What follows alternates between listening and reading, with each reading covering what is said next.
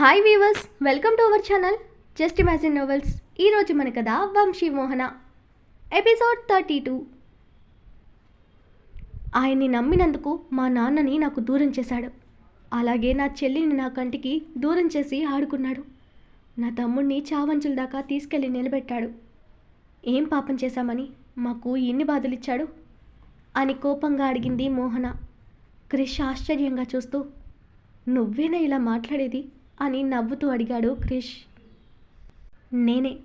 నాకు ఆ మాధవుడి మీద చాలా కోపంగా ఉంది. నువ్వు నవ్వితే నీ మీద కూడా కోపం వస్తుంది అని ఉక్రోషంగా అంది మోహన క్రిష్తో. క్రిష్ మోహన బొగ్గు కొరికి, నువ్వెలా అంటే అలాగే నేను కూడా, సరేనా? నీకు మాధవుడు వద్దు అంతే కదా అని అడిగాడు.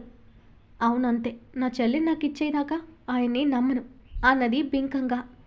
సరే, ఇంకెక్కడికి వెళ్ళాలో అడుగు, తీసుకెళ్తాను. నాకు ఈ ఇంట్లో ఉండాలంటే చిరాగ్గా ఉంది అన్నాడు క్రిష్. అలా ఏటిగట్టుకెళ్ళి తిరిగొద్దాం పదా అంది మోహన. సరే, కానీ అక్కడికి వెళ్ళిన తర్వాత నా కోసం నువ్వెప్పుడు పాడే పాట పాడాలి, ఓకేనా అని అడిగాడు క్రిష్. నీకు అంత ఇష్టమా నా పాట అంటే అంటూ అతడి చేతిని పట్టుకుని బయటకు నడిచింది మోహన. అవును, ఆ ఇష్టంతోనే రోజు నువ్వు ఏటి కొట్టుకొచ్చే టైంకి అల్లారం పెట్టుకుని మరీ వచ్చేవాణ్ణి అని నవ్వుతూ చెప్పాడు క్రిష్. మోహన క్రిష్ వైపు చిరుకోపంగా చూస్తూ, నీకు సిగ్గులేదా ఒక ఆడపిల్ల స్నానం చేస్తుంటే చూడటానికి అని ఉక్రోషంగా అడిగింది. క్రిష్ నవ్వుతూ, అరే, నేనేమైనా పరాయి ఆడపిల్లని చూసానా? నా పిల్లనేగా చూసేది. అయినా అక్కడ ఏం కనపడుతుందని నేను చూడడానికి? నిజం చెప్పనా, నేను నిన్ను చూడడం కంటే నీ పాటనే వింటూ ఎంజాయ్ చేసేవాడిని అంటూ ఆమెతో బయటకు నడిచాడు క్రిష్. ఇద్దరూ అసలు అక్కడున్న తమని పట్టించుకోకుండా తమ వైపే చూస్తున్న ఆ ఇంటి మనుషుల్ని కనీసం చూడలేదు. వాళ్ళపాటికి వాళ్ళిద్దరూ ఒకరినొకరు చూసుకుంటూ మాటల్లో బయటకు వెళ్ళిపోయారు. చూసారా అత్తయ్య, నీ మనవడు కనీసం మనం ఇక్కడ ఉన్న సంగతి కూడా పట్టనట్టు వాడి పెళ్ళామే లోకమైనట్టు ఎలా ప్రవర్తిస్తున్నాడో అని అక్కసుగా అన్నది సులోచన.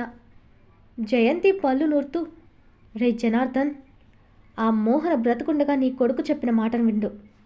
ఆ మోహనని చంపేయ్ అని కోపంగా ఆర్డర్ వేసింది. అత్తయ్య, మర్డర్ చేస్తారా? పాపం కదా అంది సులోచన భయంగా. నువ్వు నోరు మూసుకుని నీ ఫ్రెండ్స్తో పార్టీలకు వెళ్ళు, అదంతా మేము చూసుకుంటాం అని గదిమిందా ముసల్ది. జనార్దన్ కూడా జయంతిదేవి చెప్పిన పనినే చేయాలని బయటకు నడిచాడు.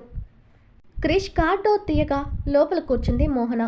తను డ్రైవింగ్ సీట్లో కూర్చున్న క్రిష్ని చూస్తూ, నువ్వెందుకు నా కోసం ఇలా ప్రతిసారి డోర్ తీస్తావు? చూసేవాళ్ళు నువ్వు నా ముందు తగ్గినట్టు అనుకుంటారు కృష్ణ అంది నొచ్చుకుంటూ మోహన. నువ్వంతలా ఫీల్ అవ్వకే. అయినా నీ దగ్గర నేను తగ్గుండటానికి నామోషి ఫీల్ అవ్వను, ఎందుకంటే నువ్వు నాకు ప్రీషియస్. ఈ క్రిష్ తనకిష్టమైన వాళ్ళ కోసం ఏదైనా చేస్తాడు, ఎలా అయినా ఉంటాడు అని చెప్తూ కార్ స్టార్ట్ చేశాడు క్రిష్. మోహన క్రిష్ని ప్రేమగా చూస్తూ, ఎందుకు కృష్ణ నీకు నేనంటే ఇంత ఇష్టం? ఏం చేశాను నేను? ఏ రోజు నేను ప్రేమగా చూసింది లేదు. నిన్ను బాధ పెట్టే మాటలే అన్నాను, కానీ ప్రేమగా కబుర్లు కూడా చెప్పలేదు. అయినా ఇంత ప్రేమ ఎలా పెంచుకున్నావు అని అడిగింది. క్రిష్ చిరునవ్వుతో, నువ్వు చూడగానే నా మనసులో తిష్టేసుకుని కూర్చున్నావే, అది చాలదా? నువ్వేదో చేయాల్సిన పని లేదు. నీ చూపు, నీ మాట ఏదైనా కానీ నా మనసుకు నచ్చుతుంది అంటూ నవ్వాడు. మోహన అలాగే చూస్తూ, అంత మార్నింగ్ ఈ చలితో వచ్చేవాడువా నాకు పాట కోసం అంటూ తన మనసును ఆనందంతో ముంచే ఫీలింగ్తో, మొదటిసారి ఇష్టానికి మించిన ఫీలింగ్తో క్రిష్ని గట్టిగా హక్ చేసుకుంది మోహన.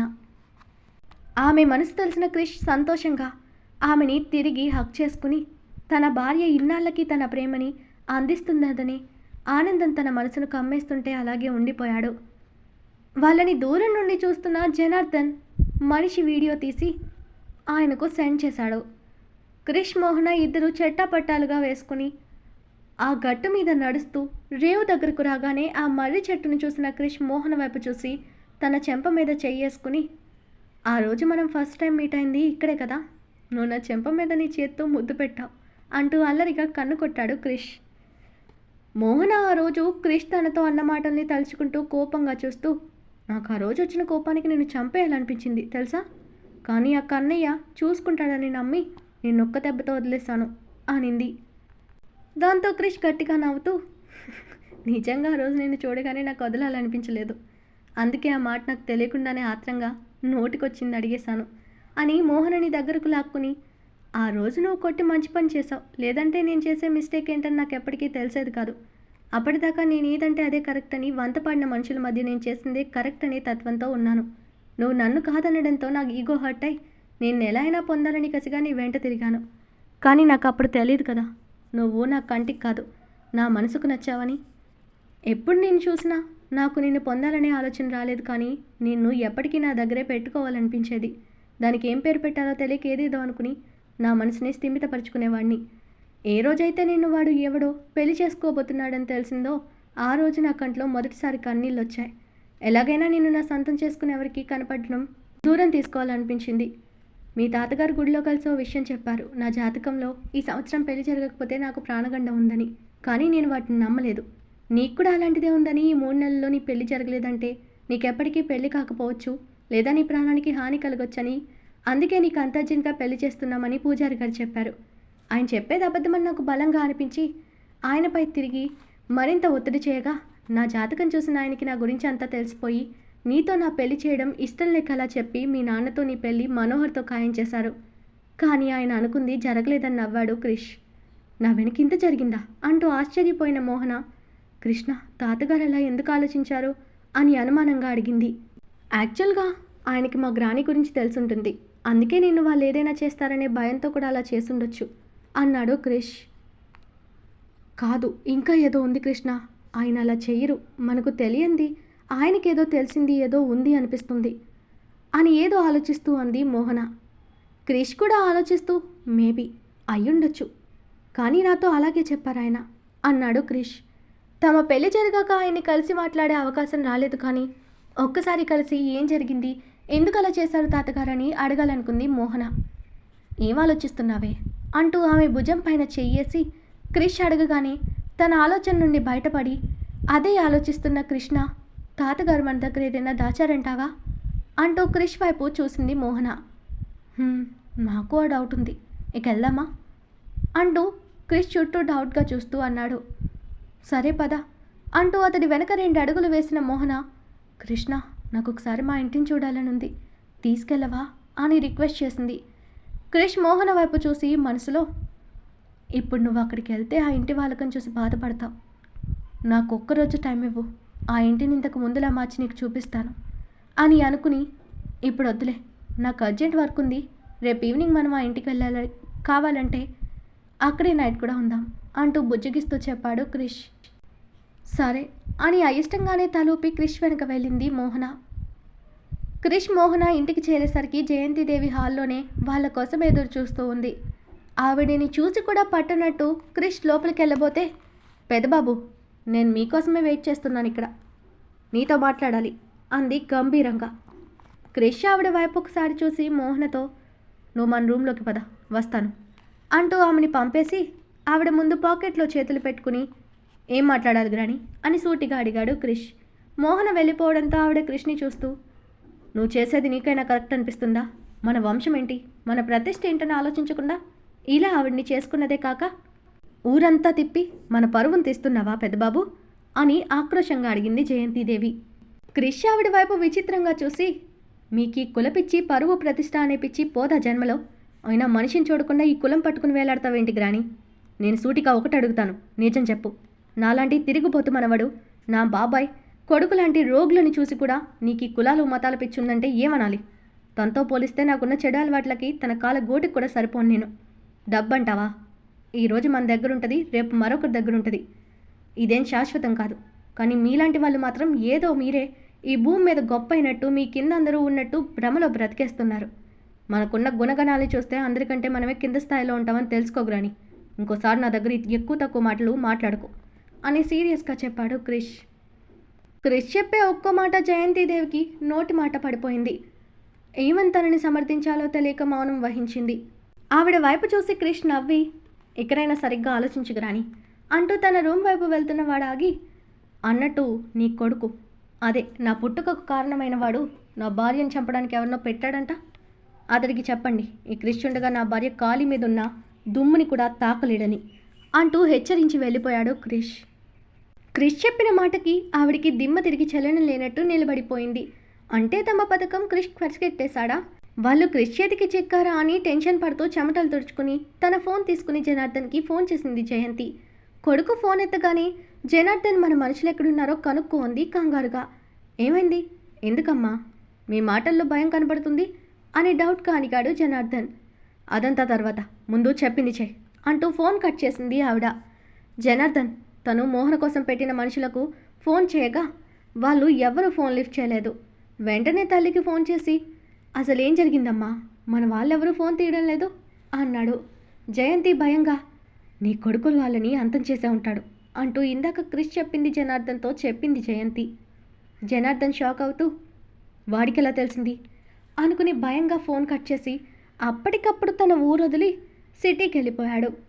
క్రిష్ రూమ్లోకి రాగానే మోహన స్నానం చేసొచ్చి చీర కట్టుకుంటూ ఉండగా తనని వెనక నుండి హక్ చేసుకున్నాడు. మోహన కంగారుగా ఏంటిది కృష్ణ, వదులు, ఇలా రావడమేనా, కొంచెం కూడా నీకు సిగ్గులేదు అంటూ చీరను ఎలా పడితే అలా చుట్టేసుకుంది సిగ్గు బిడియంతో. ఏయ్, నేనేమైనా పక్కింటోడి పిల్లని పట్టుకున్నానా? నా భార్యనేగా పట్టుకుంది అంటూ ఆమెను అలాగే వెనక నుండి పట్టుకుని తన ఒంటి మీద నుండి వచ్చే సున్ని పిండి గంధం స్మెల్ గుండెల నిండా పిలుస్తూ మత్తుగా కళ్ళు మూసుకుని యునో, ఎన్ని పర్ఫ్యూమ్స్ వచ్చినా సహజంగా ఉండే మన సంప్రదాయంలోని ఈ శాండిల్ స్మెల్ దేనికి సాటి రాదు కదా. నీ బాడీ నుండి సహజంగా వచ్చే పరిమళం నాకు భలే నచ్చిందే అంటూ మోహన మెడ మీద ముద్దు పెట్టుకుని తన ఒంటికి చుట్టుకున్న చీరని తన చేతుల్లోకి తీసుకున్నాడు క్రిష్. మోహన్ అప్పటిదాకా పరవశంగా కళ్ళు మూసుకున్నది కాస్త కంగారుగా ఏం చేస్తున్నావు కృష్ణ అంటూ చీరని గట్టిగా గుండెల మీద అదుముకుంది. ఈ కంగారు పడకే అంటూ మంద్రమైన స్వరంతో చెప్తూ నేను నీ అనుమతి లేనిదే అడుగులు ముందుకు వేయను, భయపడకు అంటూ తన చేతిలోని చీరని కుర్చీలోకి పోనిస్తూ ఇదిగో పెట్టుకో అన్నాడు. క్రిష్ చేయి తన నడుముని తాకుతుంటే ఏదోలా ఉంది మోహనకి.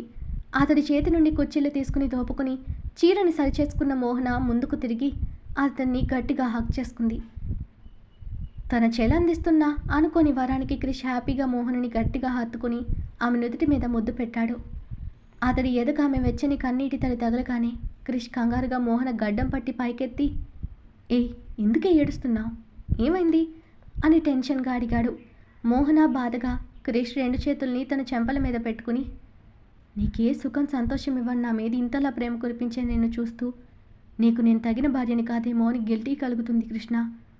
నిజంగా నీకు దగ్గర కావాలంటే నాకు ఏదో బిడియం భయం, వాటితో పాటు నా చెల్లి ఏమైందో అనే దిగులతో నిన్ను దూరం పెట్టే బాధపడుతున్నాను. అది అసలు నువ్వు పట్టించుకోకుండా నన్ను మరింతగా నీ ప్రేమతో చంపేస్తున్నావురా అని ఏడుస్తూ అతన్ని ఖర్చుకుపోయింది మోహన. ఏ పిచ్చి, ఎందుకే ఏడుస్తావు?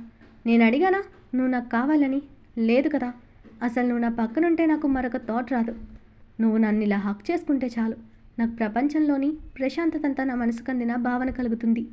ఒకప్పుడు కోరొచ్చిన ఆడదాంతో కోరిక తీర్చుకోవడమే ఎంజాయ్మెంట్ అనుకునేవాడిని. కానీ నిన్ను చూశాక, నేను ప్రేమించాకనే తెలిసింది లైఫ్లోని హ్యాపీనెస్ ఏంటని.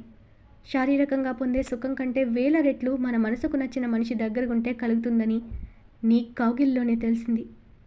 నీకు ఇలా దగ్గరగా ఉంటూ నేను చూస్తూ లైఫ్ అంతా కూడా సంతోషంగా గడిపేయగలను. కానీ నీ కన్నీళ్ళను మాత్రం చూడలేను. ప్లీజ్ రా, ఇంకోసారి ఏడ్చి నాకు నా మనసుకు పెయిన్ ఇవ్వకు అని ప్రేమగా తన తలని చిన్నగా ఢీకొడుతూ చెప్పాడు క్రిష్. మోహన చిరునవ్వుతో క్రిష్ని హత్తుకుని నువ్వు బాధపడేలా ఎప్పుడు ఏడవను అంటూ అతడి ఎద మీద ముద్దు పెట్టి ఇంత ప్రేమ నాకు దక్కిందని ఎప్పుడూ అనుకోలేదు Krishna, love you so much అని ప్రేమగా క్రిష్ కళ్ళల్లోకి చూస్తూ చెప్పింది మోహన. క్రిష్ మోహన లవ్ యూ చెప్పగానే పట్టరాని సంతోషంతో తనని గట్టిగా కౌగిలించుకుని లవ్ యూ సో మచ్, నీ నోటి వెంట ఈ మాట మొదటిసారి వింటున్నా, ఎంత ఆనందంగా ఉందో చెప్పలేను, థ్యాంక్స్ బేబీ అంటూ మోహన ఫేస్ అంతా ముద్దులు పెట్టాడు క్రిష్. అతడి ప్రేమ జడిలో తడిచి ముద్దైన మోహన కృష్ణ ఇంత పిచ్చి ప్రేమ ఏంటి నీకు అంటూ నవ్వింది. నేనేనా, నువ్వు కూడా నన్ను పిలిచిగానే ప్రేమించావు, కానీ అది నీకు తెలియలేదే పిచ్చి అంటూ ఆమె నుదుటి మీద వేలితో పొడిచాడు క్రిష్. అబ్బో, నాకు తెలియని ప్రేమ నీకెలా తెలిసిందో అంటూ నవ్వింది మోహన.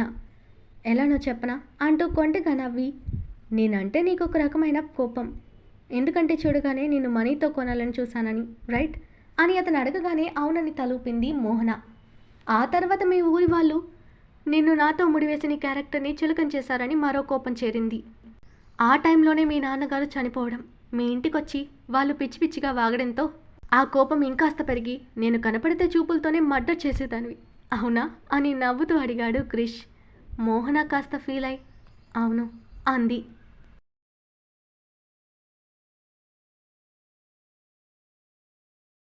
ఈరోజు మన కథ ఇక్కడితో కంప్లీట్ అయింది.